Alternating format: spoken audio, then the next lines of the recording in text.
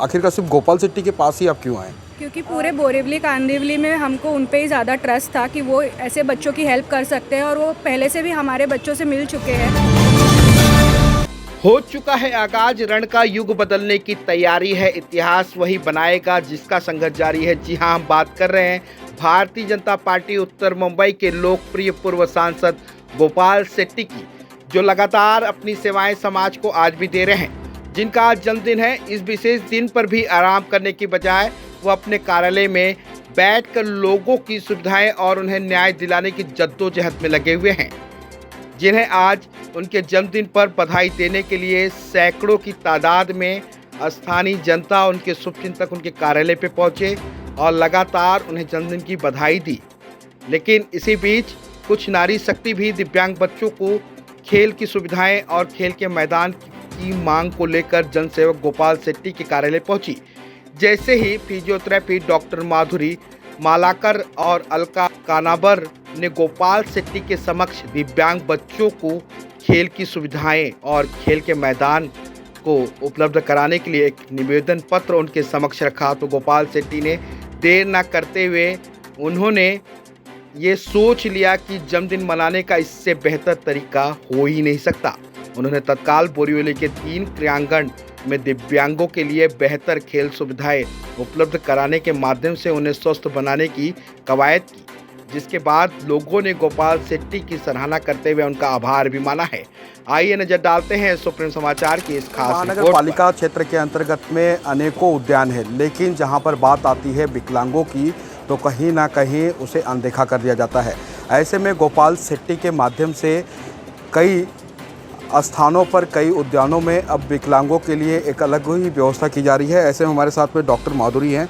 क्या विषय को लेकर के आप गोपाल सेट्टी से मिलने आए थे, क्या पूरा मामला उसके बारे में? आज क्योंकि सर का जन्मदिन भी है तो हम इस अपेक्षा से आए थे कि सर ने ऑलरेडी बोरिवली कांदिवली में इतने सारे उद्यान की उद्घाटन किए हैं, तो हमारे जो बच्चे हैं जिनको फिजिकल नीड्स है, सेंसरी नीड्स है, बट उनके लिए कोई ऐसा उद्यान नहीं है।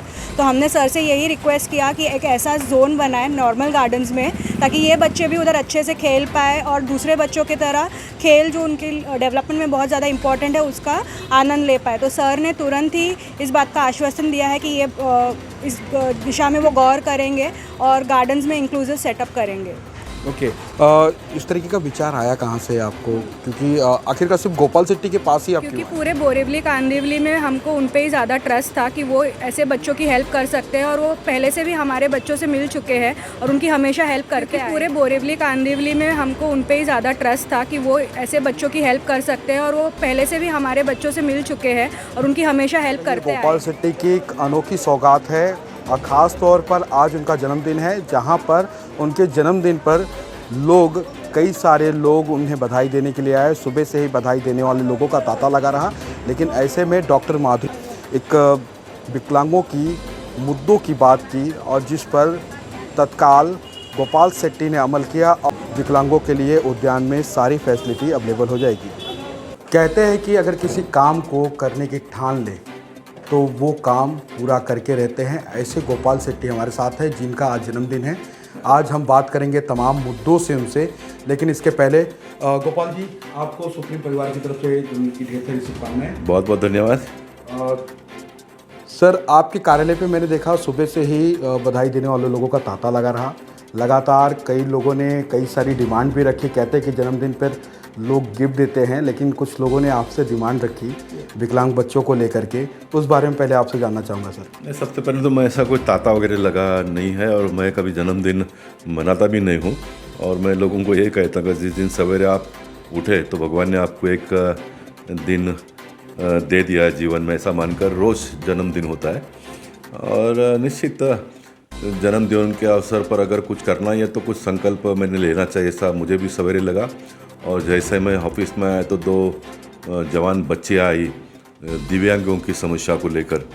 और उसके पहले मैं यहाँ आने से पहले मैंने अभी मेरा डेंटल ट्रीटमेंट करवाया, तो 2-3 दिन डॉक्टर के साथ में जब मैं काम कर रहा था तो सब बातों को बहुत नज़दीक से देखा और मेरे मन में आया कि जो एकदम गरीब लोग हैं वो किस प्रकार से एफोर्ड कर पाते होंगे ये सारा खर्चा।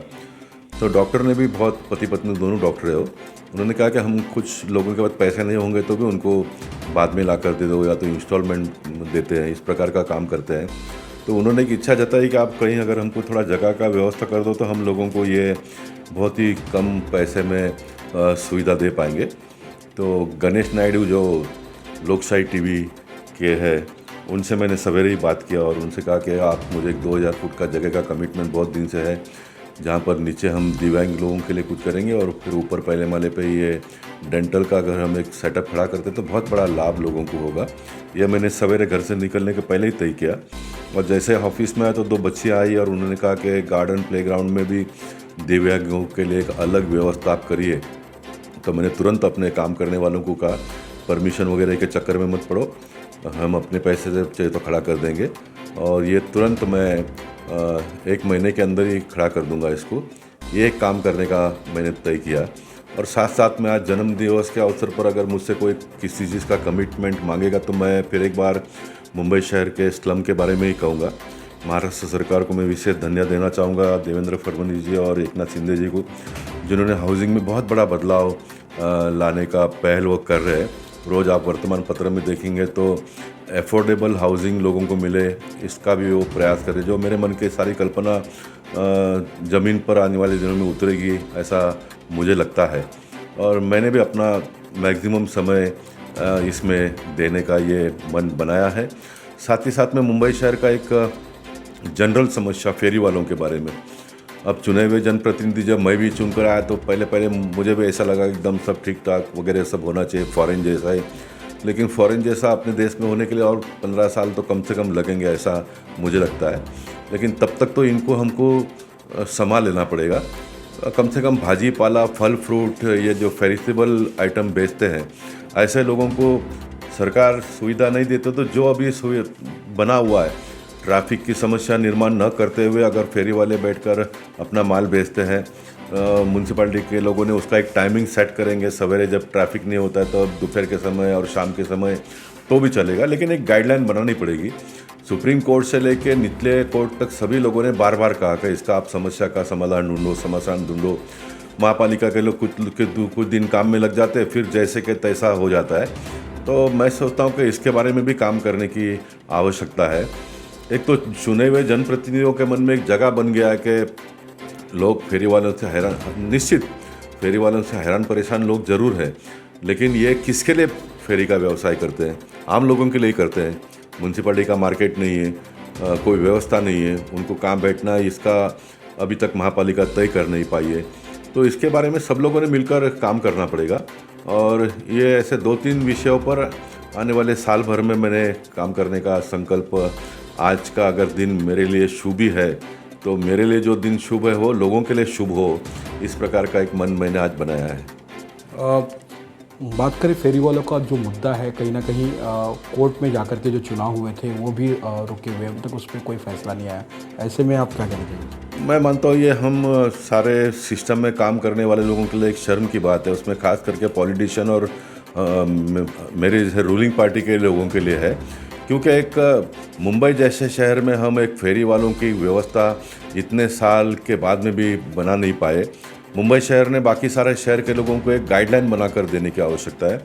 मेरी आवाज़ को गगरानी जी सुनते होंगे, जो भी उच्च कोटि के ऑफिसर सुनते होंगे, इस मुंबई शहर के जो बुद्धिमान लोग सोचते होंगे, इस मुंबई शहर के सभी पॉलिटिकल पार्टी के लोग मेरी आवाज़ को सुनकर हम सब लोगों ने मिलकर इस समस्या का समाधान ढूंढने का प्रयास करना चाहिए। सरकार अगर कुछ करने का पहल करती है तो फिर विरोधी पार्टी के लोगों ने उसका विरोध नहीं करना चाहिए। आप अपनी आइडिया बताइए कि सरकार को कहे कि इस प्रकार से करने से प्रॉब्लम सॉल्व होगा। मैं किसी को दोष नहीं देता हूँ। हम जब विपक्ष में थे तो हमारा भी काम यही होता है कि सरकार कुछ करता है तो उसका विरोधी अपने ढंग से करो, क्योंकि समाज में हर काम का समर्थन करने वाले और विरोध करने वाले 2 भाग के लोग हैं।